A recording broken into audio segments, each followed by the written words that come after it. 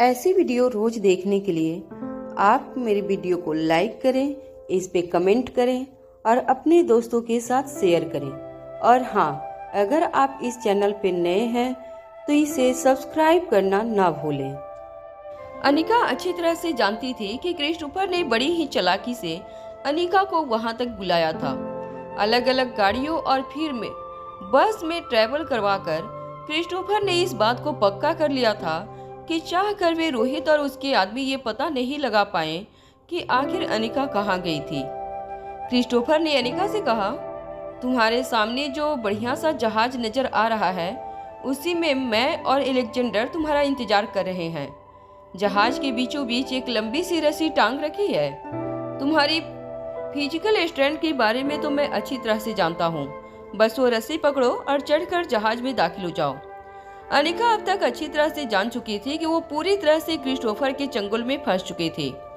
Christopher के चंगुल से बाहर निकलना अनिका के लिए इस वक्त मुमकिन नहीं था। अब एलेक्जेंडर को बचाने के लिए अनिका को क्रिस्टोफर की बात ही माननी थी। मगर तभी अचानक फोन के जरिए अनिका को क्रिस्टोफर के एक आदमी की आवाज सुनाई दी। उस आदमी ने क्रिस्टोफर से कहा, बॉस, एक गड़बड़ हो गई है। ये काफी पुराना जहाज है, इसमें कुछ तकनीकी खराबी आ गई है और हम इसे समुद्र में नहीं उतार सकते। उस आदमी की बात सुनकर भी क्रिस्टोफर काफी रिलैक्स लग रहा था। उस आदमी ने बात करते हुए क्रिस्टोफर से कहा, अरे तो इसमें मेरे पास आने की क्या जरूरत है? जिस आदमी के पास पैसों की कमी ना हो उसे फिक्र करने की कोई जरूरत नहीं है। अभी के अभी अगल बगल में खड़ी कोई भी शिप खरीद लो। अगर 4 गुना पैसा चुकाओगे तो कोई भी मालिक तुम्हें अपनी शिप सौंप देगा। तभी उस आदमी ने क्रिस्टोफर से कहा, सर, वही तो मेन प्रॉब्लम है। हमारे सारे बैंक अकाउंट सील कर दिए गए हैं। उसमें फंड की कमी के कारण हम कोई ट्रांजैक्शन नहीं कर पा रहे हैं। क्रिस्टोफर ने हैरान होते हुए अपने आदमी से पूछा, मगर ऐसा कैसे हो सकता है? अरे, इंपीरियल ग्रुप कंगाल नहीं हो सकता। वो इस दुनिया का सबसे पावरफुल ग्रुप है। वहाँ फंड की कमी कैसे हो सकती है? तभी उस आदमी ने धीमी आवाज में क्रिस्टोफर से कहा, सर, इंपीरियल ग्रुप को फंड की कमी नहीं हो सकती, मगर मुझे लगता है कि किंग ने इंपीरियल ग्रुप से हमें मिलने वाले पैसों पर रोक लगा दी है। हम पूरी तरह से कंगाल हो चुके हैं। फिर क्रिस्टोफर ने अपने आदमी से कहा, ये किंग इतनी आसानी से मुझे अपना मिशन पूरा करने नहीं देगा। अनिका ने फोन पर सारी बातें सुन ली थी, इसलिए क्रिस्टोफर जब लंबे वक्त पर फोन पर खामोश रहा तो अनिका ने अपनी चुप्पी तोड़ते हुए क्रिस्टोफर से कहा, मैं तुम्हारे लिए एक अच्छा सौदा कर सकती हूँ जिसमें तुम्हारी प्रॉब्लम सॉल्व हो सकती है। क्रिस्टोफर फोन पर खामोश रहा। वो अनिका का सौदा अच्छी तरह से समझना चाहता था। अनिका ने अपनी बात आगे बढ़ाते हुए क्रिस्टोफर से कहा, देखो, मैं तुम्हें इतने पैसे दे सकती हूँ कि तुम आराम से अपनी जिंदगी बिता सको। मुझे V16 पावर ड्रग का वो आखिरी डोज भी नहीं चाहिए। बस मुझे एलेक्जेंडर दे दो। मैं एलेक्जेंडर को लेकर यहाँ से चली जाऊंगी। तुम्हें इतने पैसे दूंगी कि तुम जहाज तो क्या, दुनिया के किसी भी कोने में एक छोटा मोटा आइलैंड खरीद सककर अपनी जिंदगी आराम से बिता सको। V16 पावर ड्रग भी तुम्हारा और पैसे भी तुम्हारे। बस एलेक्जेंडर मुझे वापस कर दो। अनिका अच्छी तरह से जानती थी कि क्रिस्टोफर के पास इस वक्त सौदा मानने के अलावा और कोई चारा नहीं था। अनिका ने V16 पावर ड्रग का सौदा सिर्फ इसलिए किया था क्योंकि वो जानती थी कि V16 पावर ड्रग हासिल करने के बाद क्रिस्टोफर इतने वक्त तक रुका नहीं होगा। क्रिस्टोफर ने जरूर अब तक अपने शरीर में V16 पावर ड्रग को इंजेक्ट कर लिया होगा। अनिका अच्छी तरह से जानती थी कि एलेक्जेंडर को बचाने के लिए अब उसे V16 पावर ड्रग नहीं मिलने वाला था। अनिका का सौदा सुनकर हैरान क्रिस्टोफर ने अनिका से पूछा, चलो, पैसे के मामले में तुम्हारा सौदा समझ सकता हूँ, मगर तुम इतनी आसानी से V16 पावर ड्रग देने को क्यों राजी हो गई? इस बात का जवाब देते हुए अनिका ने क्रिस्टोफर से कहा, देखो, एलेक्जेंडर के नसीब में अगर यही लिखा है तो यही सही। मैं एक डॉक्टर हूँ, कई दूसरे तरीके हैं मेरे पास अपने बेटे की जान बचाने के लिए। बस तुम मेरा बेटा मुझे वापस कर दो। अनिका ने मन ही मन सोच लिया था कि अगर V16 पावर ड्रग को अब हासिल करना नामुमकिन हो गया था तो कम से कम एलेक्जेंडर को अपने साथ रखकर वो एलेक्जेंडर की बची हुई छोटी सी जिंदगी में उसे वो प्यार देगी जिसे एलेक्जेंडर इतने सालों तक दूर रहा था। अनिका अब एलेक्जेंडर से एक पल के लिए भी बिछोड़ना नहीं चाहती थी। एलेक्जेंडर के बारे में सोच सोचकर अनिका की आंखें भरने लगी थी, मगर वो अच्छी तरह से जानती थी कि इस वक्त इमोशंस से ज्यादा उसे प्रेजेंट ऑफ माइंड रखना बेहद जरूरी था। क्रिस्टोफर के चंगुल से एलेक्जेंडर को बचाने के लिए अनिका को कोई न कोई तरकीब सोचनी थी। अनिका ने क्रिस्टोफर को जो ऑफर दी थी उसमें हर तरह से क्रिस्टोफर की जीत थी। एक तरफ से अनिका ने क्रिस्टोफर को वो दे दिया था जो हमेशा से क्रिस्टोफर ने चाहा था, बेशुमार पैसा और V16 पावर ड्रग के सारे पावर्स। इतने पैसे और इतना पावर लेकर क्रिस्टोफर दुनिया में कहीं भी जा सकता था। अनिका की ऑफर सुनकर कुछ देर फोन पर खामोश रहने के बाद क्रिस्टोफर ने अनिका से कहा, सचमुच तुम्हारी ऑफर गजब की है, ठुकराने का तो कोई चांस नहीं। मगर मेरा नाम भी क्रिस्टोफर है, इतनी आसानी से तुम्हारी बातों में नहीं आऊंगा। मुझे तुम्हारी ये ऑफर मंजूर नहीं है। मैं किसी भी हालत में तुम्हें अपना गुलाम बनाना चाहता हूँ। यही मेरी जिंदगी का सबसे बड़ा मकसद है।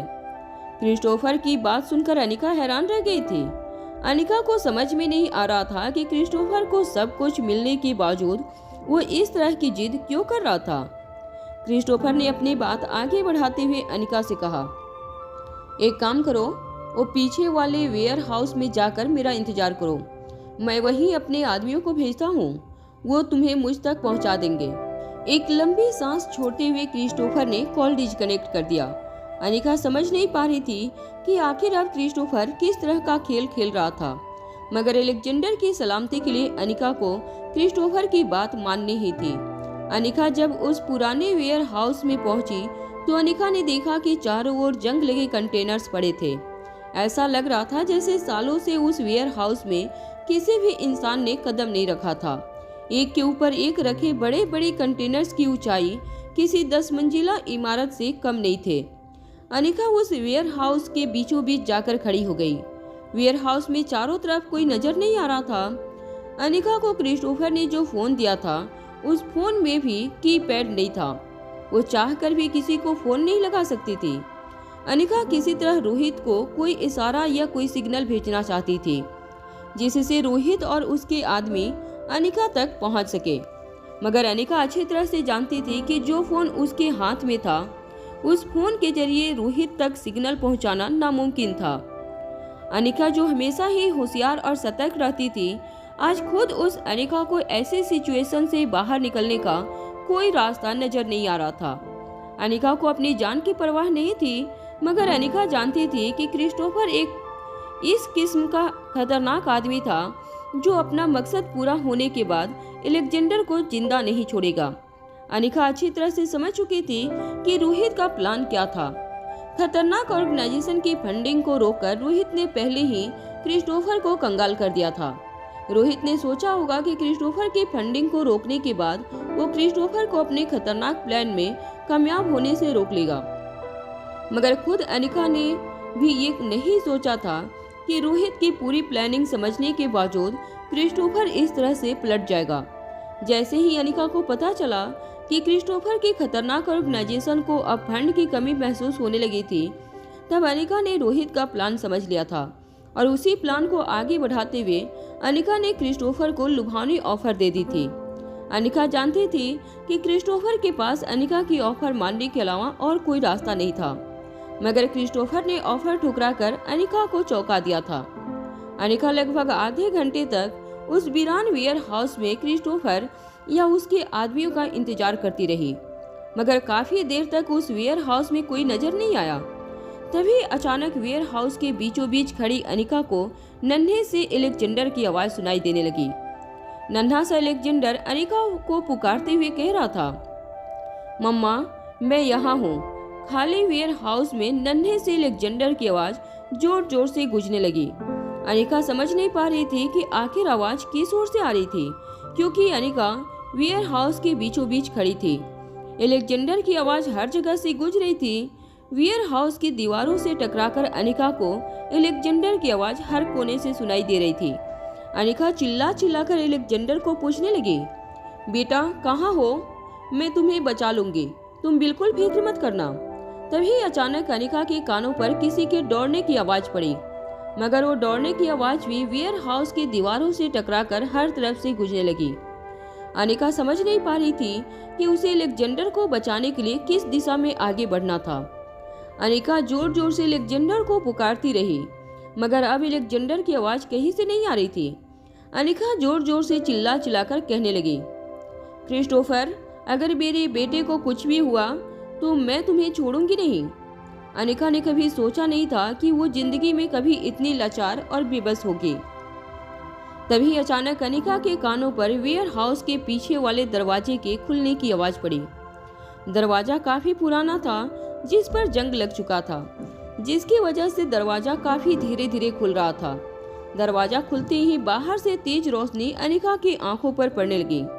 तेज रोशनी की वजह से अनिका को आने वाले शख्स का चेहरा तो नहीं नजर आ रहा था, मगर कदमों की आहट से अनिका को अंदाजा हो रहा था कि वो शख्स लगातार अनिका की ओर अपने कदम आगे बढ़ा रहा था। धीरे धीरे अनिका को आने वाले शख्स का चेहरा धुंधला धुंधला सा नजर आने लगा। जब वो शख्स अनिका के ठीक सामने आया, तब अनिका ये देखकर हैरान हो गई कि उसके सामने जो आदमी खड़ा था वो आशीष डोगरा था। आशीष ने अनिका को देखते हुए अपने चेहरे से चश्मा उतारा और तेज सांस लेते हुए अनिका से पूछने लगा, क्या हुआ अनिका, तुम यहाँ क्या कर रही हो? क्रिस्टोफर ने मुझे बताया कि मैं तुम्हें उसके पास ले जाऊं। तुम्हें इतना बड़ा खतरा मोलकर अकेले क्रिस्टोफर को मिलने नहीं आना चाहिए था। अनिका हैरानी से आशीष के चेहरे को देखने लगी। आशीष के चेहरे पर अनिका के लिए चिंता साफ नजर आ रही थी। आशीष ने अपना चश्मा फिर से पहनते हुए अपना सर झुकाकर अनिका से कहा, देखो अनिका, मैं अच्छी तरह से जानता हूँ कि अलेक्जेंडर क्रिस्टोफर के कब्जे में है, मगर तुम चिंता मत करना। कुछ देर आशीष को गौर से देखने के बाद अनिका ने अचानक ही आशीष से कहा, अभी अपने चेहरे से नकाब हटा दो क्रिस्टोफर और खुल के बात करो। अनिका की बात सुनकर आशीष हैरान रह गया। अनिका की बात सुनकर आशीष को कुछ देर के लिए गौर से अनिका को देखता रहा। धीरे धीरे आशीष के चेहरे के रिएक्शन बदलने लगे। उसकी आंखें जुनून से लाल होने लगी और चेहरा कांपने लगा। आशीष को देखकर ऐसा लग रहा था जैसे उसके अंदर का जानवर जाग रहा था। कुछ देर तक अनिका को घूर घूर कर देखने के बाद आशीष ने अचानक ही अपने चेहरे से चश्मे को उतारा और उसे जमीन पर फेंक दिया। हमेशा ही सॉफ्ट और जेंटल नजर आने वाला आशीष आज कुछ अलग ही लग रहा था। उसके मासूम से चेहरे पर हैवानियत झलकने लगी थी। धीरे धीरे आशीष ने अपनी इन शर्ट बाहर निकाली और स्लीव के बटन खोलकर स्लीव ऊपर चढ़ाने लगा। आशीष के चेहरे के हाव भाव को देखकर अनिका ने अपने दोनों हाथ अपनी कमर पर रख दिए और आशीष से कहा, थक चुके होगे तुम एक्टिंग कर करके, अब और एक्टिंग करने की कोई जरूरत नहीं। चलो मुझे बताओ कि अलेक्जेंडर कहाँ है? अनिका का सवाल सुनते ही आशीष ने अपनी आवाज ऊंची करते हुए अनिका से कहा, अरे बस करो, क्या ये अलेक्जेंडर अलेक्जेंडर अलेक्जेंडर? मैं तुम्हारे सामने खड़ा हूँ, एक बार भी मेरा नाम नहीं लिया तुमने, मगर 25 बार अलेक्जेंडर का नाम पुकार चुकी हो। अनिका जब से आशीष को मिली थी वो हमेशा ही उसे एक जेंटलमैन नजर आया था। आशीष के कपड़े पहनने का तरीका, उसके बात करने का ढंग, सब कुछ काफी एलिगेंट था, मगर आज जो आदमी अनिका के सामने खड़ा था वो आशीष नहीं था। आशीष की आवाज में अब हैवानियत नजर आ रही थी। अपना एक पांव जोर से जमीन पर पटकते हुए आशीष ने अनिका से कहा, तुम्हें अगर अलेक्जेंडर चाहिए तो चलो पहले मुझे अपना मालिक बुलाओ। पहले मैं तुम्हें अपना गुलाम बनाऊंगा, उसके बाद आगे की बात करेंगे। इतने दिनों से तुम्हें अपना गुलाम बनाने की कोशिश कर रहा हूँ, मगर तुम मानते ही नहीं। अगर पहले ही तुमने मुझे अपना मालिक बना लिया होता तो बात यहाँ तक नहीं पहुँचती। आशीष को देखकर अनिका को अंदाजा हो गया था कि आशीष के सर पर खून सवार था। अनिका अच्छी तरह से जानती थी कि आशीष के मन में अब अनिका के लिए काफी फीलिंग्स थी, मगर वो फीलिंग्स अब जहर में तब्दील हो गई थी। ये बात अनिका भी नहीं जानती थी। आशीष कुछ देर तक एक जंगली भेड़िए की तरह वेयर हाउस में यहाँ से वहाँ घूमता रहा। मन ही मन कुछ सोचने के बाद वो अचानक ही तेज सांसें लेने लगा और अनिका को घूर घूर कर देखने लगा। अनिका समझ चुकी थी कि आशीष किसी भी वक्त अनिका पर अटैक कर सकता था, इसलिए अनिका भी अपना डिफेंस करने के लिए तैयार हो चुकी थी। अचानक आशीष जोर से किसी जंगली भेड़िए की तरह दहाड़ा और अनिका की ओर दौड़ पड़ा। अनिका भी अपना डिफेंस करने के लिए बिल्कुल तैयार थी। अनिका ये भी जानती थी कि सिर्फ आशीष जानता था कि अलेक्जेंडर कहाँ था, इसलिए अपना डिफेंस करते वक्त अनिका को ये भी ध्यान रखना था कि वो आशीष को जान से न मार दे। अनिका को समझ नहीं आ रहा था कि अपने सामने खड़े राक्षस को वो क्या कहकर पुकारे, आशीष या क्रिस्टोफर। मगर वो जो कोई भी था, कल तक जिसकी आंखों में अनिका के लिए प्यार नजर आता था, आज उसकी आंखों में अनिका के लिए बेहद जुनून नजर आ रहा था। जैसे ही आशीष दौड़कर अनिका पर अटैक करने के लिए अनिका के बिल्कुल करीब पहुंचा, तब आशीष ने एक जोर की छलांग लगाई और अपने हाथों की पूरी ताकत इस्तेमाल करके अनिका के सिर पर मुक्का मारने की कोशिश की। मगर इससे पहले कि आशीष का मुक्का अनिका के चेहरे पर लगता, आशीष के ही दूसरे हाथ में अपने एक हाथ को ऐसा करने से रोक लिया।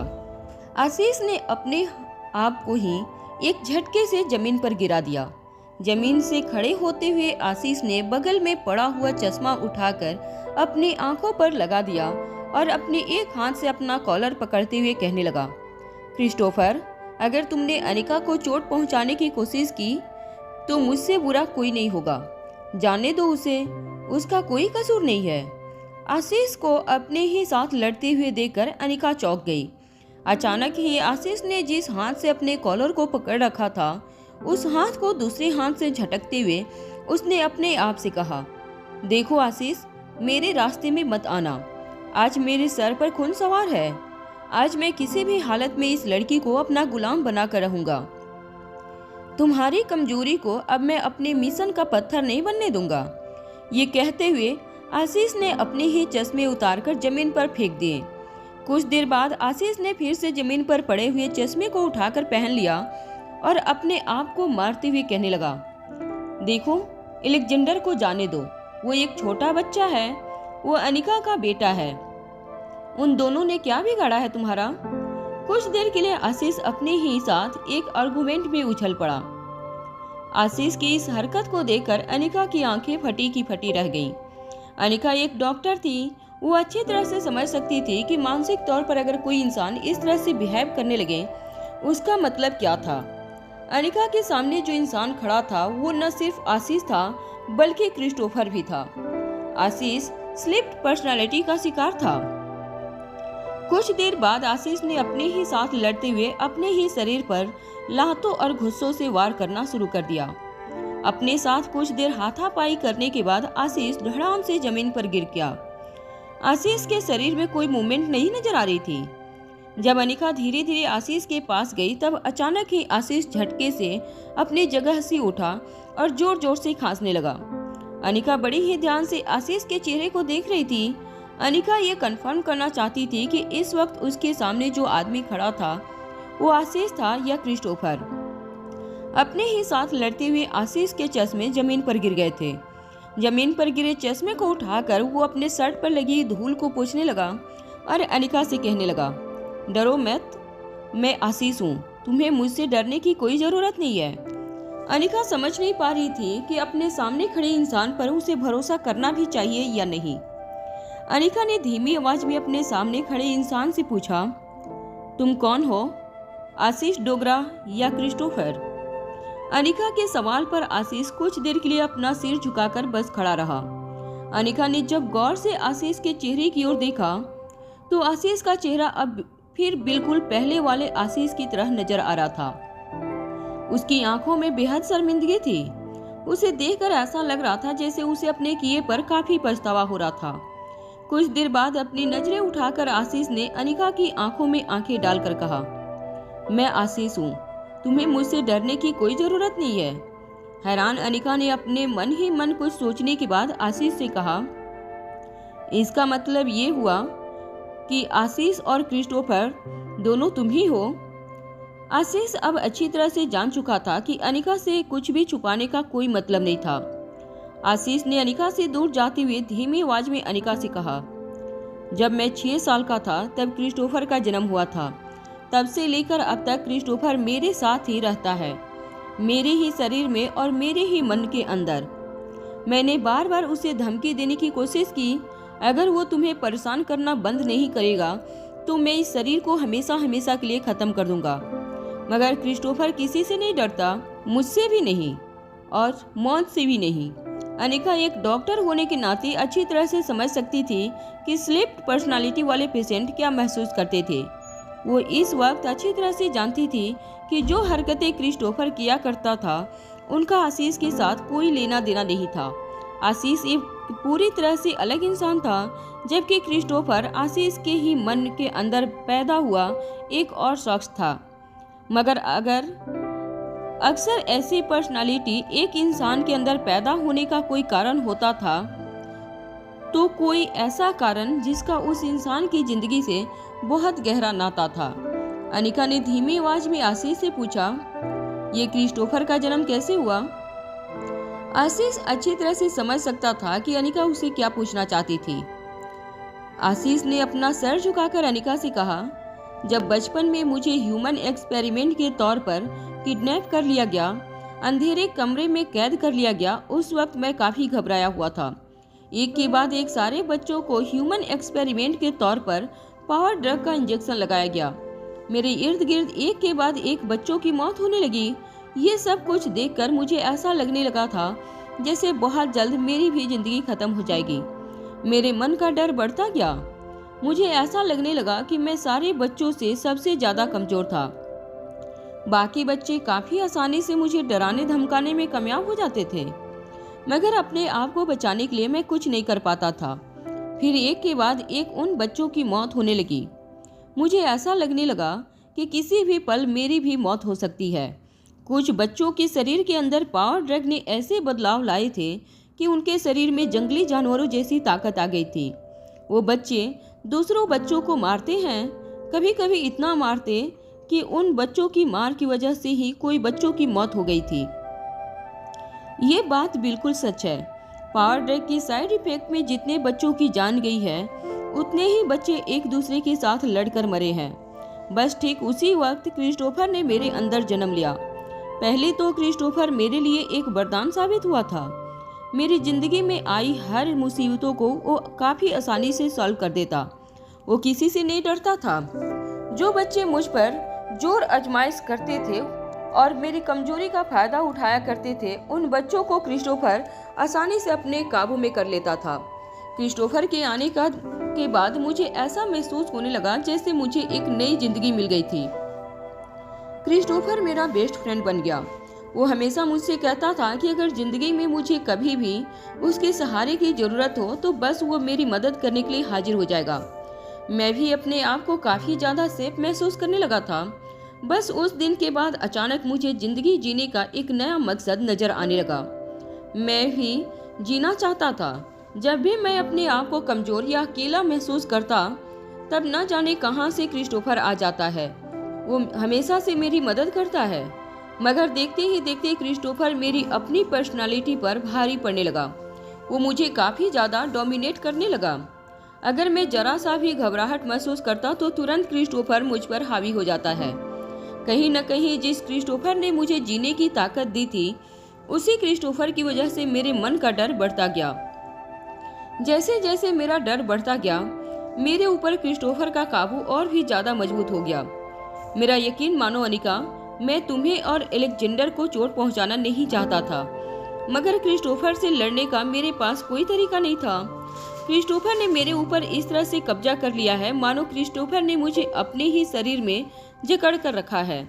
अनिका अच्छी तरह से समझ सकती थी कि आशीष उससे क्या कहना चाहता था। अनिका इस तरह के पेशेंट की हालत अच्छी तरह से समझ सकती थी। अनिका कुछ देर तक हैरान होकर आशीष को देखती रही और आशीष ने अटकती हुई आवाज में अपनी बात आगे बढ़ाते हुए कहा, मेरी ऐसी हालत का जिम्मेदार सिर्फ एक आदमी है, वो है किंग। मैं जितना क्रिस्टोफर से नफरत नहीं करता, उससे कई ज्यादा किंग से नफरत करता हूँ। औरतों के साथ जबरदस्ती करना, उन्हें जबरदस्ती अपने बच्चे की माँ बनाना जैसे किंग का शौक हो गया था। फिर अपने ही बच्चों को ह्यूमन एक्सपेरिमेंट का भाग बनाकर वो एक अंधेरे कमरे में कैद कर लेता। उस कमरे में जितने छोटे छोटे बच्चे मौजूद थे, उनमें से कई सारे बच्चे मेरे भाई बहन थे। किंग ने कई औरतों के साथ जबरदस्ती करके उन्हें मां बनाया था। ये बात क्रिस्टोफर भी अच्छी तरह से जानता है और वो इसीलिए वो किंग के साथ बदला लेना चाहता है। मगर किंग से बदला लेने की हवस में क्रिस्टोफर कब खुद किंग जितना हैवान हो गया, ये खुद क्रिस्टोफर भी नहीं जानता। मगर मेरी अंधेरी जिंदगी में तुम्हारी माँ ने मुझे रोशनी दिखाई थी। उस वक्त तुम्हारी माँ ने ही मुझे खतरनाक ऑर्गेनाइजेशन के चंगुल से बचाया था। मैं तुम्हारी माँ के एहसानों को कभी नहीं भूल सकता। तुम्हारी माँ में वो हिम्मत थी जो खतरनाक ऑर्गेनाइजेशन से भी टकरा सकती थी। खतरनाक ऑर्गेनाइजेशन को चकमा देने के बाद तुम्हारी माँ मुझे भी अपने साथ उस खतरनाक ऑर्गेनाइजेशन से लेकर निकली। मेरा यकीन मानो अनिका, तुम्हारी माँ के इतने एहसान है मेरे ऊपर कि मैं चाहकर भी तुम्हें चोट पहुंचाने की कोशिश नहीं कर सकता। अनिका को धीरे धीरे आशीष की हर बात पर यकीन होने लगा था। वो अच्छी तरह से समझ चुकी थी कि आशीष अपनी ही स्लिप्ड पर्सनालिटी के हाथों मजबूर था। क्रिस्टोफर जब भी आता था वो आशीष पर हावी हो जाता था। आशीष जब भी अपने आप को कमजोर महसूस करता, क्रिस्टोफर उसके दिमाग पर पूरी तरह से अपना कब्जा जमा लेता था। आशीष ने अपनी नजरें झुकाते हुए अनिका से कहा, मैं जब भी तुम्हारे साथ होता हूँ काफी रिलैक्स महसूस करता हूँ और इसीलिए कभी तुम्हारे सामने क्रिस्टोफर बाहर नहीं आया। मगर आज जब तुमने वो ऑफर दी कि तुम क्रिस्टोफर को पैसे देकर एलेक्जेंडर को अपने साथ लाओगी और हमेशा हमेशा के लिए मुझे और क्रिस्टोफर से दूर हो जाओगी, तो कहीं न कहीं मेरे मन का डर बढ़ने लगा। तुमसे दूर होना मानो मेरे लिए एक मानसिक कमजोरी है और उसी कमजोरी का फायदा उठाकर क्रिस्टोफर ने मेरे दिमाग पर काबू कर लिया और तुम पर अटैक कर लिया। मगर आज जिंदगी में पहली बार मैंने क्रिस्टोफर को रोका। क्रिस्टोफर की पर्सनालिटी पर काबू पाने का ये मेरा पहला कदम था। आशीष की पूरी बात सुनने के बाद अनिका को ये तो पता चल गया था कि आशीष अनिका के अतीत से जुड़ी कई पुरानी बातें जानता था। अनिका किसी भी हालत में अपनी प्रेगनेंसी का राज जानना चाहती थी। अनिका ने आशीष से पूछा, क्या तुम मेरी प्रेगनेंसी का राज जानते हो? मैं रोहित के बच्चों की माँ कैसे बनी? आशीष ने अनिका की आंखों में आंखें डालकर कहा, हाँ, मैं जानता हूँ। आशीष डोगरा की बातों को सुनकर अनिका कहीं न कहीं समझ गई थी कि आशीष को जरूर अनिका के अतीत के बारे में बहुत कुछ पता था। अनिका की आंखों में आंखें डालकर आशीष ने कहा, तुम्हारे साथ जो कुछ भी हुआ उन सब का गवाह मैं हूँ। तुम्हारी प्रेगनेंसी से जुड़े सारे राज मैं जानता हूँ। मगर 6 साल पहले तुम्हारे साथ क्या हुआ था ये जानने के लिए तुम्हें सालों पहले तुम्हारी और मेरी माँ के साथ क्या हुआ था ये जानना बहुत जरूरी है। मैंने तुमसे कहा था ना कि मैं किंग से नफरत करता हूँ। उस नफरत की एक बहुत गहरी वजह है। मेरी माँ की शादी डोगरा परिवार में हुई थी, मगर शादी के कुछ ही महीनों बाद किंग ने मेरी माँ को अगवा कर लिया और मेरी माँ की तरह कई जवान लड़कियों को किंग ने दुनिया के हर कोने से अगवा करवाया था। कई दिनों तक मेरी माँ और मेरी माँ जैसी कई लड़कियों को किंग ने बंदी बनाकर रखा था। वो जब चाहे किसी भी लड़की के साथ जबरदस्ती करता, उन्हें अपने बच्चे की जबरदस्ती माँ बनाता और फिर उन्हीं बच्चों को ह्यूमन एक्सपेरिमेंट के लिए लैब में भेज देता। मेरा जन्म भी किंग की जबरदस्ती का नतीजा था। किंग काफी ताकतवर था, इसके लिए उसके खिलाफ जाने की किसी में हिम्मत नहीं थी। किंग से दुश्मनी मोल लेने का मतलब ये होता था कि पूरे परिवार की जान को खतरे में डालना। मेरे जन्म के बाद मेरे नाम के पीछे डोगरा परिवार का नाम लगा दिया गया। मैंने भी हमेशा ही अपने आप को डोगरा परिवार का हिस्सा ही समझा, मगर मन ही मन किंग के लिए मेरे मन में नफरत बढ़ती गई। मुझे भी बाकी बच्चों की तरह ह्यूमन एक्सपेरिमेंट का शिकार बनाया गया। मेरे अंदर पावर ड्रग को इंजेक्ट कर दिया गया। पावर ड्रग के 15 डोज यानी V16 पावर ड्रग बनाने के सारे फार्मूला खतरनाक ऑर्गेनाइजेशन के पास मौजूद थे। तुम्हारी माँ स्वाति मल्होत्रा ने V16 पावर ड्रग का आखिरी डोज भी बना लिया, जिसके बाद इंसान के शरीर के सारे जेनेटिक मॉडिफिकेशंस बिल्कुल सेफ हो जाते हैं। और अगर V16 पावर ड्रग किंग के हाथ लग जाता है तो किंग हमेशा हमेशा के लिए इस दुनिया का मालिक बन जाता। किंग की यही ख्वाहिश थी। वो हजारों बच्चों को जन्म देकर V16 पावर ड्रग अपने शरीर में इंजेक्ट करके अमर हो जाना चाहता था। मगर तभी तुम्हारी माँ को पता चला कि खतरनाक ऑर्गेनाइजेशन के कितने खतरनाक इरादे थे, और इसीलिए तुम्हारी माँ ने ये बात फैला दी कि उसने भी 16 पावर ड्रग को बनाया ही नहीं था। मौका मिलते ही तुम्हारी माँ खतरनाक ऑर्गेनाइजेशन को छोड़कर भाग निकली। मगर किंग इतना ताकतवर था कि चाहे वो दुनिया के किसी भी कोने में छुप जाती, किंग उसे आसानी से पकड़ लेता। तुम्हारी माँ के लिए ये बहुत जरूरी हो गया था कि वो अपना नाम बदलकर गुमनाम हो जाए और किसी ऐसे छोटे से शहर या गांव में चली जाए जहां किंग के लंबे हाथ उस तक न पहुंच सके। आशीष की ये बात सुनकर अनिका को समझ में आया कि आखिर स्वाति मल्होत्रा ने करण गुलेरिया को धोखा क्यों दिया था। अगर वो करण के साथ रहती तो न सिर्फ उसकी खुद की जान खतरे में रहती, बल्कि करण और गुलेरिया परिवार की जान भी जोखिम में आ जाती। आशीष ने अपनी बात आगे बढ़ाते हुए कहा, मगर स्वाति मल्होत्रा के भागने के बाद किंग ने स्वाति मल्होत्रा को हर जगह ढूंढा। अपने आदमियों की मोस्ट वांटेड लिस्ट में सबसे पहला नाम किंग ने स्वाति मल्होत्रा का रख दिया था। स्वाति मल्होत्रा इतनी चालाक थी कि कई सालों तक वो अपने आप को किंग और उसके आदमियों से बचाने में कामयाब रही। मगर एक दिन किंग के आदमी स्वाति मल्होत्रा तक पहुंच गए और शायद तुम्हारी जान बचाने के लिए स्वाति मल्होत्रा ने अपनी जान कुर्बान कर दी। धीरे धीरे अनिका की आंखों से अपने अतीत से जुड़े और स्वाति मल्होत्रा के अतीत से जुड़े हर राज खुलने लगे।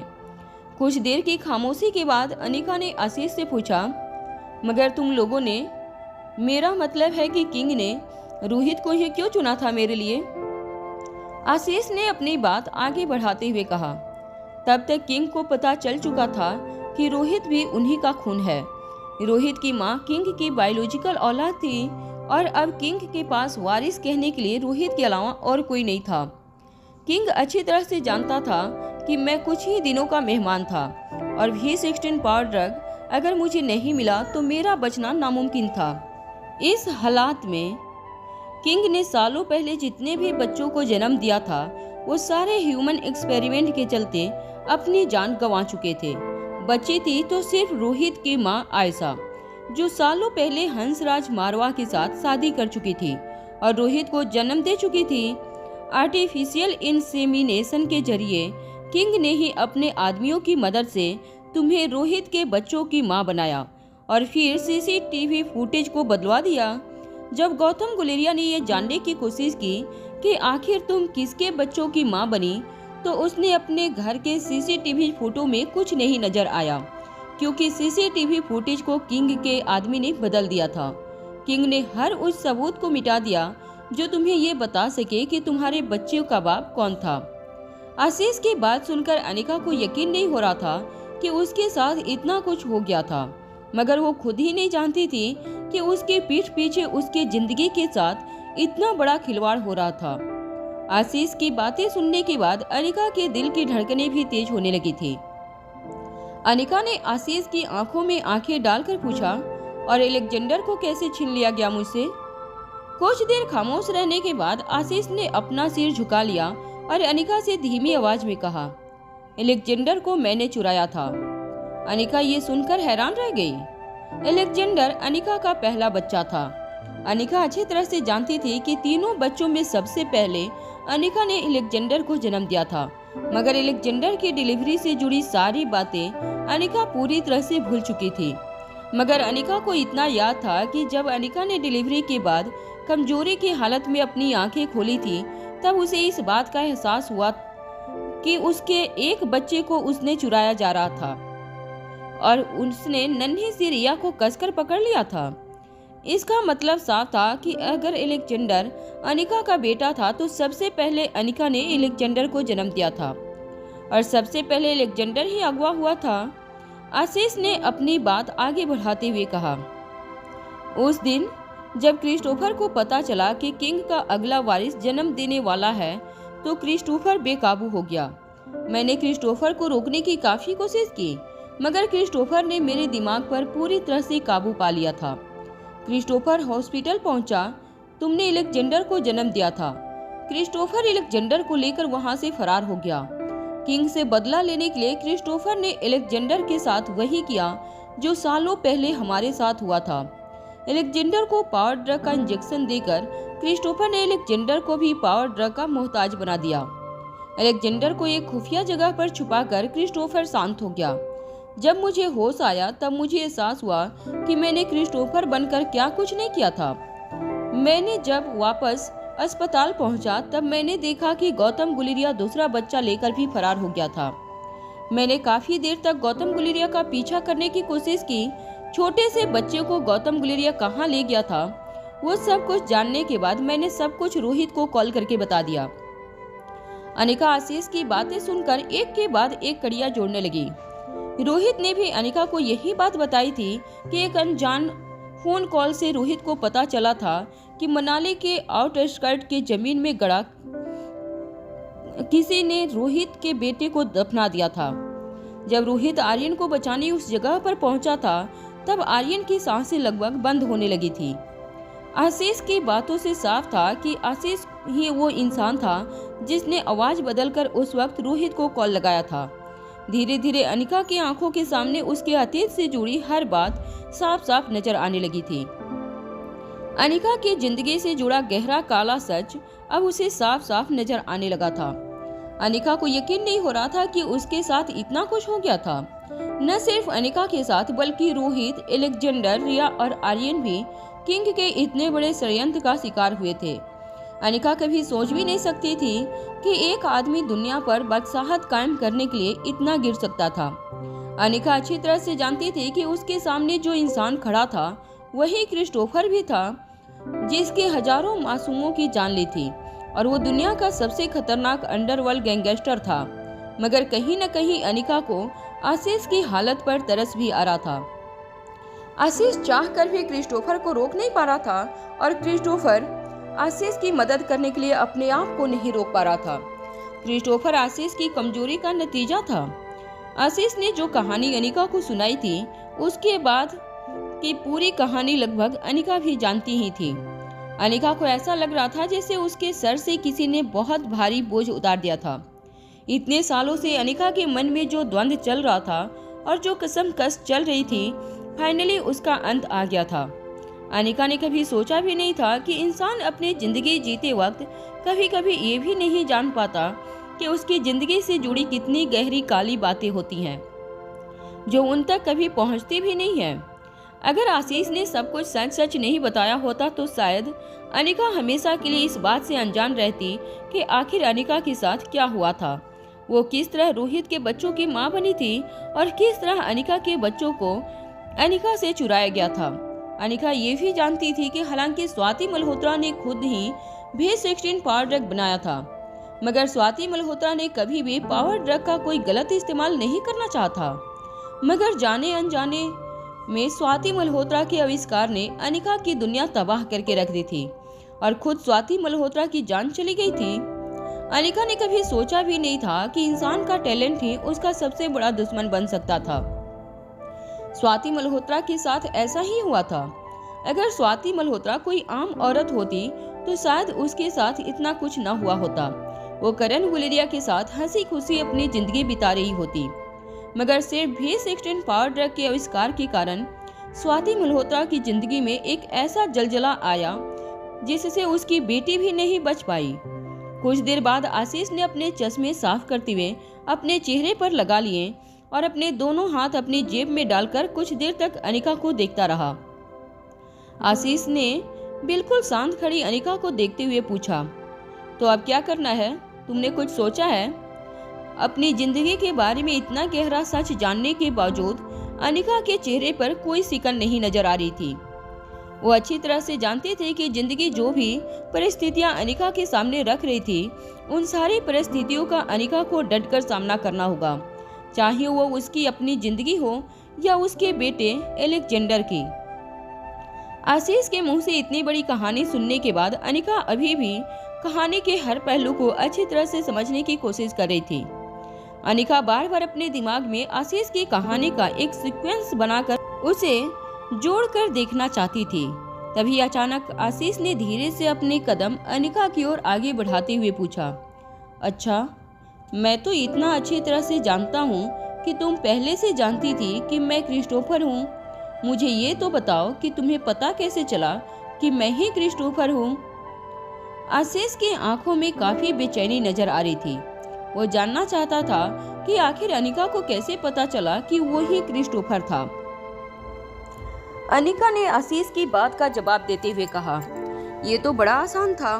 सबसे पहले जब स्पेशल डिपार्टमेंट को पता चला कि क्रिस्टोफर किस 7 स्टार होटल में रुका है तो हम उस 7 स्टार होटल में पहुंचे।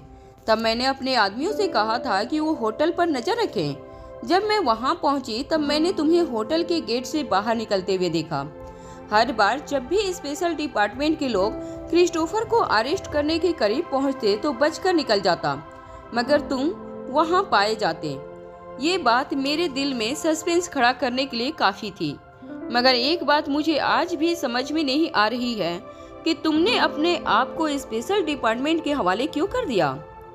आशीष ने अनिका की इस बात का जवाब देते हुए कहा, क्योंकि मैं सचमुच स्पेशल डिपार्टमेंट की मदद करना चाहता था। मैं खतरनाक ऑर्गेनाइजेशन को नफरत करता हूँ। मैं उसे अंदर से खोखला बनाकर उसे हमेशा हमेशा के लिए खत्म कर देना चाहता था। अपनी बात पूरी करने के बाद आशीष ने अनिका से पूछा, मगर क्या सिर्फ इतनी सी बात से तुमने अंदाजा लगा लिया था कि मैं ही असली क्रिस्टोफर हूँ? अनिका ने फिर से अपनी बात आगे बढ़ाते हुए कहा, नहीं, ऐसी काफी बातें थी जिसकी वजह से धीरे धीरे मेरा शक यकीन में बदलता गया। हालांकि तुम जिस तरीके से मेरे साथ बात करते थे, कदम कदम पर मेरी मदद करते थे, उससे मुझे ये तो यकीन हो गया था कि तुम एक अच्छे इंसान हो और मेरी मदद करना चाहते हो। मगर फिर भी कहीं न कहीं मुझे तुम्हारी हर बात पर शक होने लगा था। पहले मैंने सोचा था कि तुम मेरा विश्वास जीतकर बाद में मुझे धोखा देना चाहते हो, मगर तुमने ऐसा बिल्कुल नहीं किया, बल्कि गुजरते वक्त के साथ तुम मेरी ज्यादा मदद करने लगे। मगर फिर भी एक ऐसा वक्त आया जब तुमने मुझे अपनी एक बैक स्टोरी बताई। तुमने मुझसे कहा कि पावर ड्रग ने तुम्हारे शरीर के अंदर जो बदलाव किए थे उसकी वजह से तुम्हारा शरीर हीट रेजिस्टेंट बन गया था। मगर जब तुम मेरी जान बचाने के लिए यूनिवर्सिटी पहुंचे थे और शक्तिशाली गेंडे के साथ मुकाबला करने लगे थे, तब तुम काफी इंजर्ड हुए थे। अस्पताल में जब तुम्हारा इलाज हो रहा था तब एक रात मैं तुमसे मिलने आई थी। नर्स ने मुझे बताया कि किस तरह तुम दिन रात मुझे याद करते हो और तुम्हारी हालत कितनी बुरी है। तब तुम्हारा बॉडी एग्जामिन करते हुए वक्त मैंने एक चीज नोटिस की, तुम्हारे शरीर पर मुझे जलने के मार्क्स नजर आए।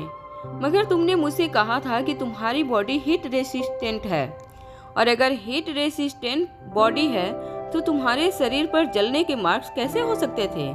तुम कई दिनों से अस्पताल में इलाज करवा रहे थे, और सचमुच अगर तुम्हारी बॉडी हीट रेसिस्टेंट थी तो इतनी देर में तुम्हारे जलने के मार्क्स गायब हो जाने चाहिए थे। बल्कि यूँ कहा जा सकता था कि तुम्हारे शरीर पर जलने के मार्क्स होते ही नहीं चाहिए थे। उस वक्त मुझे एक बात का अंदाजा हो गया था कि तुमने मुझसे झूठ कहा था कि तुम्हारा शरीर हीट रेसिस्टेंट है। अनिका की पूरी बात सुनने के बाद आशीष चौंक गया था। उसे अनिका की सूझबूझ को देखकर यकीन नहीं हो रहा था कि अनिका हर बात और हर पहलू को इतनी बारीकी से देखती थी। अनिका की बातों से आशीष काफी ज्यादा इम्प्रेस्ड लग रहा था। आशीष ने अनिका को पूरी बात समझाते हुए कहा, हाँ, तुम बिल्कुल सच कह रही हो। उस अंधेरे कमरे में जब छोटे छोटे बच्चों पर ह्यूमन एक्सपेरिमेंट किए गए थे तब अलग अलग बच्चों के शरीर पर पावर ड्रग के अलग अलग असर दिखाई दे रहे थे। अलग अलग बच्चों में असर की मात्रा भी अलग अलग होती थी। किसी पर ज्यादा असर होता तो किसी पर कम। एक बच्चा था जिसका शरीर पूरी तरह से हीट रेसिस्टेंट बन चुका था। आग से तो जैसे उसे बिल्कुल डर ही नहीं लगता था। जलते तवे पर हाथ रख दे या फिर जलते हुए अंगारों पर चले, उसके शरीर को कुछ फील नहीं होता था। मगर वो बाकी बच्चों जैसा नहीं था। वो हमेशा गुमसुम रहता था। वो किसी भी हालत में नॉर्मल जिंदगी गुजारना चाहता था। बड़े होने के बाद अपनी आइडेंटिटी छुपाने के लिए मुझे किसी और के आइडेंटिटी की जरूरत थी। वो भी अच्छी तरह से जानता था कि उसके पास जीने के लिए ज्यादा वक्त नहीं बचा था, मगर उसे लंबे उम्र से ज्यादा सुकून की जिंदगी पसंद थी। इसलिए खतरनाक ऑर्गेनाइजेशन की आंखों में धूल झोंककर मैंने अपनी आइडेंटिटी उसके साथ बदल ली। लोगों को लगा मैं ही वो पांचवा शख्स हूँ जो जेनेटिक मॉडिफिकेशन होने के बाद भी अब तक जिंदा है, और वो लड़का अभी गुमनामी की जिंदगी गुजार रहा है, मगर वो इनोसेंट है। इन सारी बातों से उसका कोई लेना देना नहीं है, इसलिए मैं तुम्हें उसका नाम नहीं बताऊंगा। और अनिका, तुम भी मुझे फोर्स मत करना, उसे इन सब बातों में धकेलो, उसका कोई कसूर नहीं। वो बड़ी ही शांति की जिंदगी बिता रहा है, उसे वहीं रहने दो। आशीष की पूरी बात सुनने के बाद अनिका ने आशीष से कहा, मैं जानती हूँ वो आदमी कौन है। अनिका की बात सुनकर आशीष हैरान होकर अनिका को देखता रहा। अनिका ने अपनी बात आगे बढ़ाते हुए कहा, वो इंसान और कोई नहीं बल्कि प्रोफेसर एलिस है ना? अनिका के मुंह से ये बात सुनकर आशीष हैरान हो गया। आशीष ने अटकती हुई आवाज में अनिका से पूछा, तुम्हें कैसे पता चला कि प्रोफेसर एलिस वही है जिसकी मैं बात कर रहा हूँ? आशीष के इस रिएक्शन से एक बात तो कंफर्म हो गई थी कि अनिका जो कुछ भी कह रही थी वो सच था। आशीष की बात का जवाब देते हुए अनिका ने कहा, हाँ, जब शक्तिशाली गेंडा यूनिवर्सिटी लाइब्रेरी में आग लगाने के बाद वहां से फरार हो गया, तब वो ये नहीं जानता था कि जिस प्रोफेसर एलिस के साथ वो लड़ रहा था वही उसके बचपन का साथी था, जो पावर ड्रग लेने के बाद हीट रेजिस्टेंट हो गया था। प्रोफेसर एलिस को मारने के लिए शक्तिशाली गेंडे ने लाइब्रेरी में आग लगा दी। काफी बच्चे प्रोफेसर एलिस को बचाने के लिए लाइब्रेरी में कूद पड़े। तुम्हारी एक बात बिल्कुल सच है, प्रोफेसर एलिस सचमुच बहुत इनोसेंट है। बच्चों की जान बचाने के लिए वो अपनी जान भी जोखिम में डाल सकता है, और मैं उसके इस जज्बे की कदर करती हूँ। मगर प्रोफेसर एलिस वो इंसान है जिसकी तुम बात कर रहे थे। इस बात का शक मुझे उसी दिन हो गया था जब प्रोफेसर एलिस को अस्पताल में एडमिट किया गया था। प्रोफेसर एलिस को बचाते हुए कई बच्चों के शरीर पर जलने की वजह से इंजरी हुई थी, मगर प्रोफेसर एलिस के शरीर पर एक खरोच भी नहीं लगी थी। लाइब्रेरी में जिस तरह की भयंकर आग लगी थी, ऐसे आग में आधे घंटे तक वक्त बिताने के बावजूद प्रोफेसर एलिस के शरीर पर आग की वजह से एक खरोच भी नहीं आई थी। ये देखकर मुझे उस वक्त काफी ताजुब हुआ था। आज तुम्हारी बात सुनने के बाद कड़ियों से कड़ियां जोड़कर मैंने ही अंदाजा लगा लिया कि तुम जिस आदमी की बात कर रहे हो वो और कोई नहीं बल्कि प्रोफेसर एलिस है। आशीष ने अनिका की पूरी बात सुनकर सिर्फ हाँ में अपना सर हिला दिया। अनिका के मन में एक साथ कई और सवाल उठ रहे थे, जिनका जवाब जानना उसके लिए बेहद जरूरी था। कुछ देर खामोश रहने के बाद अनिका ने आशीष से पूछा, अच्छा, मुझे एक बात बताओ, इस वक्त तुम जो कुछ भी सोच रहे हो, मेरा मतलब है आशीष जो कुछ भी सोच रहा है, क्या वो सारी बातें क्रिस्टोफर जानता है? आशीष अनिका का सवाल अच्छी तरह से समझ सकता था। अपने दोनों हाथ जेब में डालकर आशीष ने बड़ी ही शांति से अनिका से कहा, नहीं, फिक्र मत करो, इस वक्त मैं जो कुछ भी सोच रहा हूँ वो बातें क्रिस्टोफर तक कभी नहीं पहुँचेगी। देखो, मैं तुम्हें मेरी सिचुएशन अच्छी तरह से समझाता हूँ। मेरा ये जो शरीर है उस पर मेरा और क्रिस्टोफर दोनों का कब्जा है, मगर जिस वक्त इस शरीर में मैं होता हूँ तब ये दिमाग क्या क्या सोचता है वो क्रिस्टोफर कभी नहीं जान पाता, क्योंकि ये शरीर आशीष डोगरा का है और ये दिमाग भी आशीष डोगरा का है। क्रिस्टोफर इस शरीर में मेहमान बनकर आया था, मगर धीरे धीरे वो मुझ पर हावी होने लगा। क्रिस्टोफर आशीष डोगरा की पर्सनालिटी पर धीरे धीरे अपना वर्चस्व जमाने लगा। मैं ये भी नहीं जानता कि मेरे पास अब वक्त बहुत कम है। क्रिस्टोफर धीरे धीरे मेरी पूरी पर्सनालिटी पर कब्जा कर लेगा। इस शरीर में कभी मैं तो कभी वो रहते हैं, मगर जिस दिन क्रिस्टोफर ने मेरी पूरी पर्सनालिटी पर कब्जा कर लिया उस दिन आशीष डोगरा हमेशा हमेशा के लिए इस दुनिया से चला जाएगा, और उसके बाद इस शरीर की सिर्फ एक ही पहचान रह जाएगी और वो होगी क्रिस्टोफर। क्रिस्टोफर ने न सिर्फ मेरे ऊपर बल्कि पूरी खतरनाक ऑर्गेनाइजेशन पर अपना वर्चस्व जमा कर रखा है। क्रिस्टोफर इस दुनिया पर राज करना चाहता है। वो अपने आप को सबसे ज्यादा ताकतवर समझता है और इसीलिए वो कहीं न कहीं तुम्हें भी अपना गुलाम बनाना चाहता है, क्योंकि वो जानता है कि तुम काफी जिद्दी हो और आसानी से किसी कब्जे में नहीं आ सकती। वो न तो तुमसे नफरत करता है और न ही तुमसे प्यार करता है। बस क्रिस्टोफर किसी को अपने जितना पावरफुल होता हुआ नहीं देख सकता, इसलिए वो तुम्हारे पावर को अपने पावर के सामने झुकाना चाहता है और तुम्हें अपना गुलाम बनाकर अपने दिल को तसल्ली देना चाहता है कि वो इस दुनिया का सबसे ताकतवर इंसान है। अनिका को पूरी बात समझाने के बाद आशीष धीरे से चलकर अनिका के पास गया और धीमी आवाज में अनिका से कहने लगा, देखो अनिका, मेरे पास वक्त बहुत कम है। इससे पहले क्रिस्टोफर हमेशा हमेशा के लिए मुझे मेरे ही शरीर से निकाल दे और मैं तुम्हारी कोई मदद न कर पाऊं, उससे पहले हमें V16 पावर तक पहुंचना है। आशीष की ये बात सुनकर अनिका हैरान रह गई। अनिका ने अंदाजा लगा लिया था कि V16 पावर ड्रग जिस वक्त अलेक्जेंडर ने क्रिस्टोफर के हवाले किया था, उसी वक्त क्रिस्टोफर ने V16 पावर ड्रग से अपने आप को इंजेक्ट कर लिया होगा। हैरान अनिका ने आशीष से पूछा, क्या V16 पावर ड्रग क्रिस्टोफर ने अपने शरीर में इंजेक्ट नहीं किया? अनिका को पूरी बात समझाते हुए आशीष ने कहा, नहीं, ये इतना आसान नहीं है। इस वक्त इस शरीर पर हम दोनों का अधिकार है। अपने आप को बचाने के लिए जब क्रिस्टोफर ने V16 पावर ड्रग का इंजेक्शन लगाने की कोशिश की, तब मैंने उसे रोक लिया।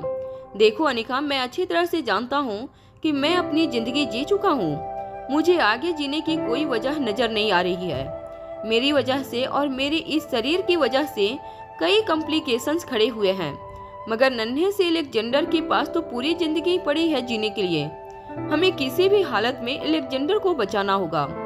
इस वक्त तो किसी भी हालत में मैंने क्रिस्टोफर को V16 पावर ड्रग का आखिरी डोज अपने शरीर में इंजेक्ट करने से रोक रखा है, मगर बहुत जल्द वो आशीष की पर्सनालिटी पर हावी हो जाएगा और इस शरीर पर अपना कब्जा जमा लेगा।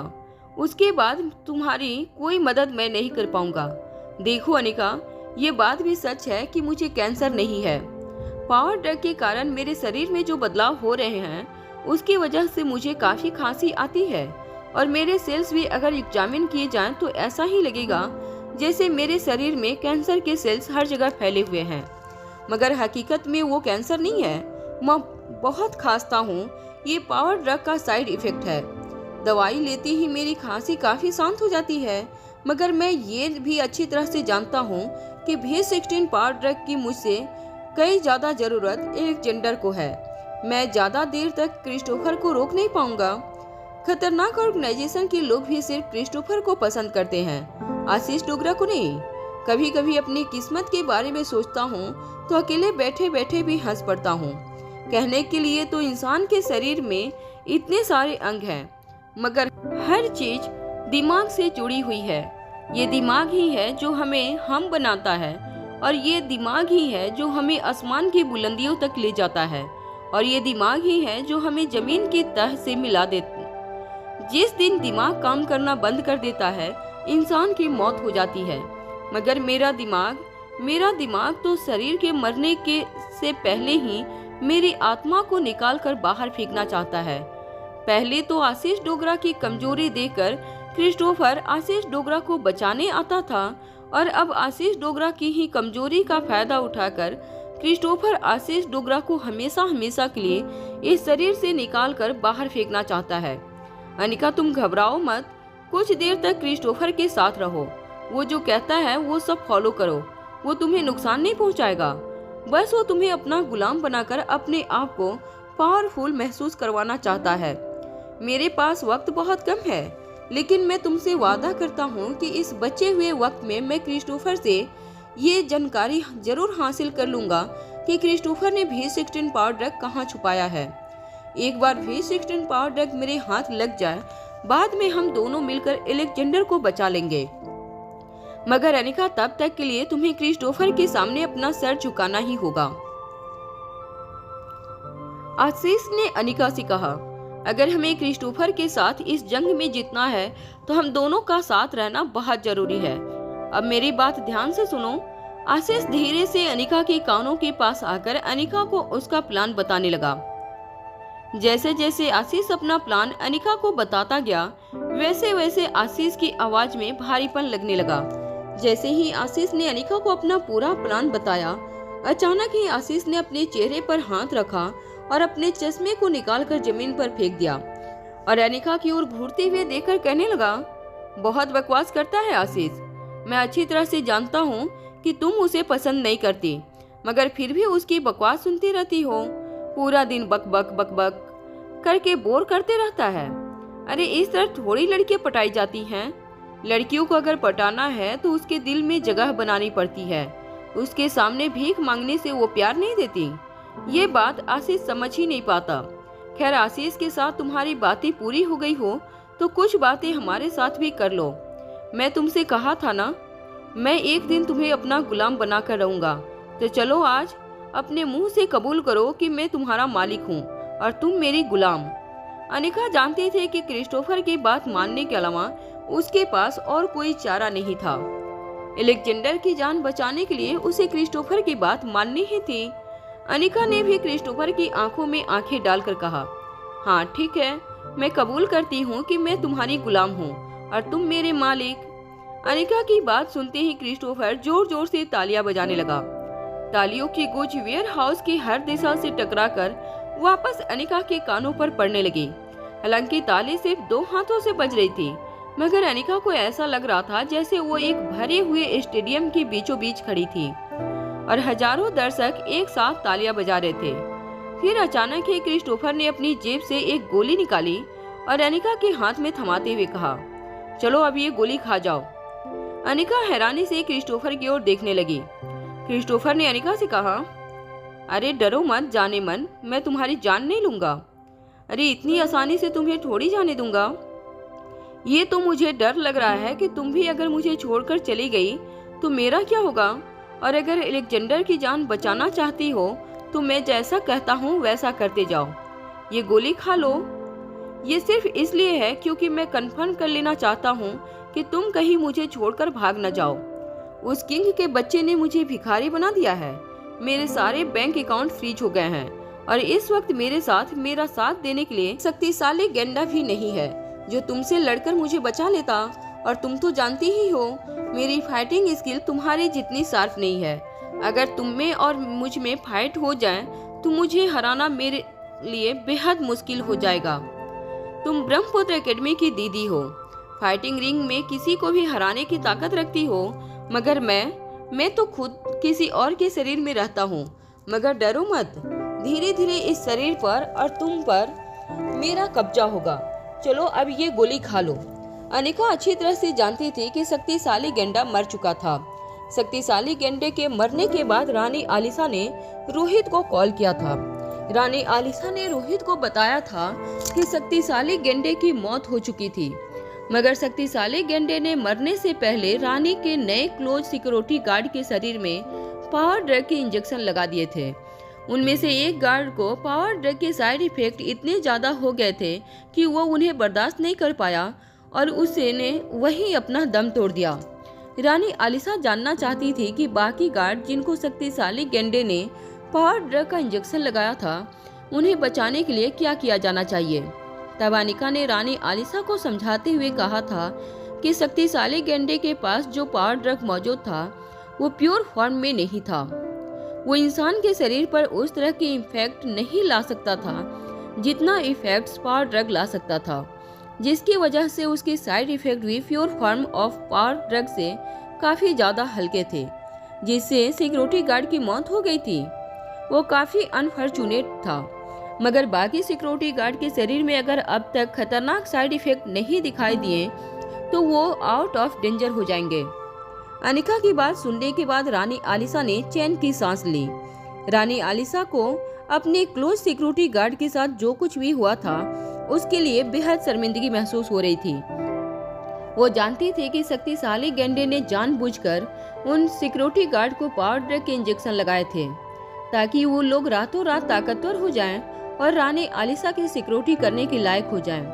रानी आलिसा ये भी जानती थी कि शक्तिशाली गेंडे ने मरने से पहले जो कुछ भी किया था वो सिर्फ और सिर्फ रानी आलिसा की सेफ्टी को नजर में रखते हुए किया था। हालांकि खुद रानी आलिसा नहीं चाहती थी कि अपनी सेफ्टी के लिए वो किसी और की जान खतरे में डाल दे। रानी आलिसा को अपनी प्रजा के साथ साथ अपने कर्मचारियों की सेहत की भी बेहद चिंता थी, मगर वो ये नहीं जानती थी कि शक्तिशाली गेंडे ने जो कुछ भी किया था वो आखिरकार कहीं न कहीं रानी आलिसा के लिए ही किया था। शक्तिशाली गेंडा दुनिया के लिए एक बेहद खतरनाक इंसान था, मगर रानी आलिसा के लिए शक्तिशाली गेंडे की फीलिंग्स काफी प्योर थी।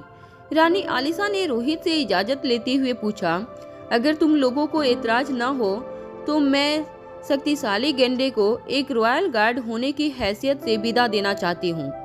रानी आलिसा की रिक्वेस्ट सुनते ही रोहित और अनिका ने एक दूसरे को देखा और रोहित ने रानी आलिशा को जवाब देते हुए कहा, देखिए, जो आदमी मर गया वो इस दुनिया में है ही नहीं। उसे इस दुनिया की सारी जिम्मेदारियों के साथ साथ इस दुनिया में उससे हुए सारे अपराधों से भी मुक्त कर देना चाहिए। आपको जो ठीक लगता है आप कर सकती हैं। हमारी तरफ से हमें कोई एतराज नहीं है। अनिका जब ये सब कुछ सोच ही रही थी तब अचानक ही क्रिस्टोफर ने अनिका की आंखों के सामने चुटकी बजाई और कहा, चलो अब इस गोली को खा जाओ, वक्त खराब मत करो, हमारे पास और बहुत काम है।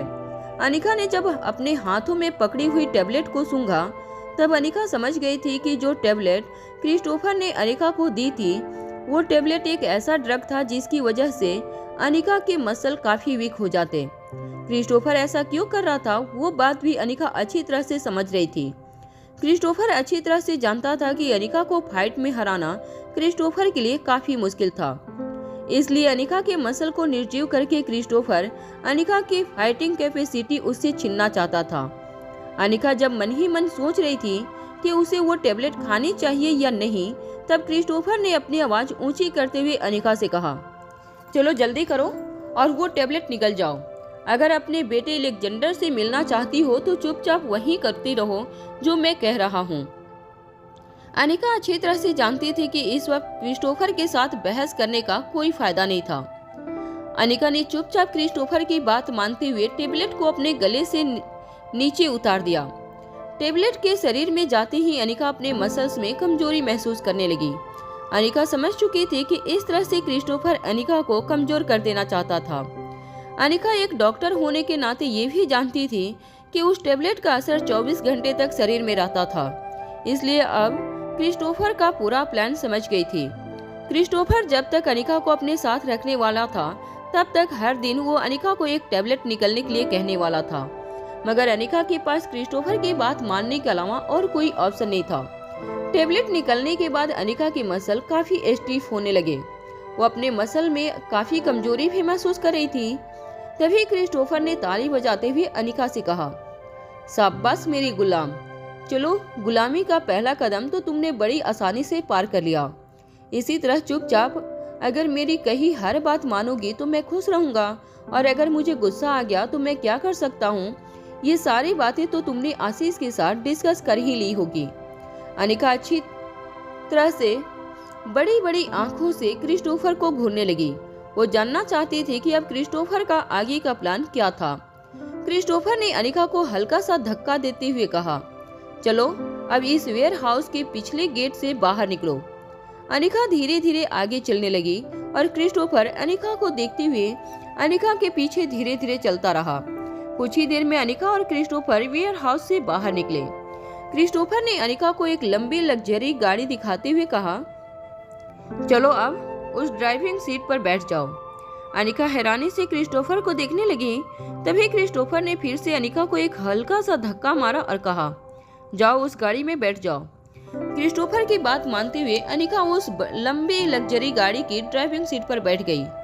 तभी क्रिस्टोफर ठीक अनिका के बगल वाली सीट पर आकर बैठ गया और अपना सीट बेल्ट बांधते हुए अनिका से कहने लगा, ड्राइवर को भी सीट बेल्ट बांधना कंपल्सरी है, वरना पुलिस पकड़ सकती है। चलो अपना सीट बेल्ट बांध लो। क्रिस्टोफर की बात मानते हुए अनिका ने सीट बेल्ट पहन लिया। क्रिस्टोफर ने अनिका से कहा, अब कार चलाओ। अनिका हैरानी से क्रिस्टोफर को देखने लगी। क्रिस्टोफर ने कहा, एक गुलाम होने के नाते तुम्हारा फर्ज बनता है कि मालिक की गाड़ी को चलाओ। अब चुपचाप ड्राइव करो। मैं जानता हूँ कि तुम्हारी ड्राइविंग स्किल काफी अच्छी है। बिना आर्गुमेंट के अनिका ने कार स्टार्ट कर दी और कार चलाने लगी। क्रिस्टोफर कार में खामोशी से बैठा रहा। अनिका हैरानी से क्रिस्टोफर की ओर देखती रही। तभी क्रिस्टोफर ने अपनी जेब से सिगार निकालते हुए अनिका से कहा, मुझ पर ध्यान मत दो, आगे रास्ते पर ध्यान दो, वरना अपने साथ मुझे भी लेकर मरोगी। ये कहते हुए क्रिस्टोफर ने अपनी सिगार लाइट कर दी। अनिका ये देखकर हैरान हो रही थी कि जिस आशीष के लंग में हमेशा इन्फेक्शन रहता था, वही क्रिस्टोफर पर बिना खांसे बड़े ही आराम से सिगार की कस लगा रहा था। अनिका को ये देखकर यकीन नहीं हो रहा था कि एक दिमाग शरीर के ऊपर क्या क्या बदलाव कर सकता था। एक डॉक्टर होने के बावजूद अनिका को दिमाग की इस ताकत को देखकर काफी हैरानी हो रही थी। कार में बिल्कुल खामोशी छाई रही। लगातार अनिका 2 घंटे तक ड्राइव करती रही। क्रिस्टोफर बस हाथ के इशारे से अनिका को डायरेक्शन दिखाता रहा। रास्ते पर लगे साइन बोर्ड्स को पढ़कर वो इतना समझ गई थी कि क्रिस्टोफर अनिका को इंग्लैंड से दूर स्कॉटलैंड की ओर ले जा रहा था। कार चलाते हुए अनिका ने क्रिस्टोफर से पूछा, अलेक्जेंडर कहाँ है? क्रिस्टोफर ने कुछ देर तक अनिका की इस बात का कोई जवाब नहीं दिया। तब अनिका ने फिर से अपना सवाल दोहराते हुए क्रिस्टोफर से पूछा, मैंने आपसे सिर्फ ये पूछा है कि अलेक्जेंडर कहाँ है। जैसे ही इस बार क्रिस्टोफर ने अनिका की ऊंची आवाज सुनी, क्रिस्टोफर ने अनिका से कहा, गाड़ी साइड में रोक दो। अनिका हैरान हो गई, मगर क्रिस्टोफर की बात मानते हुए अनिका ने कार रास्ते के एक तरफ लगा दी। अनिका ने देखा कि चारों तरफ जंगल ही जंगल नजर आ रहा था। सूरज ढलने के कारण काफी अंधेरा भी छा गया था। तभी अचानक क्रिस्टोफर अपनी साइड का दरवाजा खोलकर कार से उतर गया। अनिका भी कार से उतरकर क्रिस्टोफर के पीछे पीछे जाने लगी। क्रिस्टोफर जंगल के अंदर एक छोटी सी पगडंडी पर चलने लगा। अनिका भी क्रिस्टोफर के पीछे पीछे चलने लगी। तभी अचानक क्रिस्टोफर रुक गया और अनिका की ओर देखने लगा। अनिका को देखकर क्रिस्टोफर तेज सांसें लेने लगा। अनिका ने कुछ देर खामोश रहने के बाद क्रिस्टोफर से पूछा, कहाँ जा रहे हो? क्रिस्टोफर अनिका की बात सुनकर अचानक जोर जोर से हंसने लगा। कुछ देर बाद अपनी हंसी को कंट्रोल करते हुए क्रिस्टोफर ने अनिका से कहा, क्या तुम जानती हो मैं इस जंगल में क्या करने आया हूँ? अनिका हैरानी से क्रिस्टोफर को देखने लगी। आप लोगों से हाथ जोड़कर रिक्वेस्ट है कि प्लीज आप लोग मेरी वीडियो को डाउनलोड करके नहीं देखिए। मैं आप लोगों के लिए दिन रात इतना मेहनत करती हूँ, तो प्लीज आप मुझे सपोर्ट करें।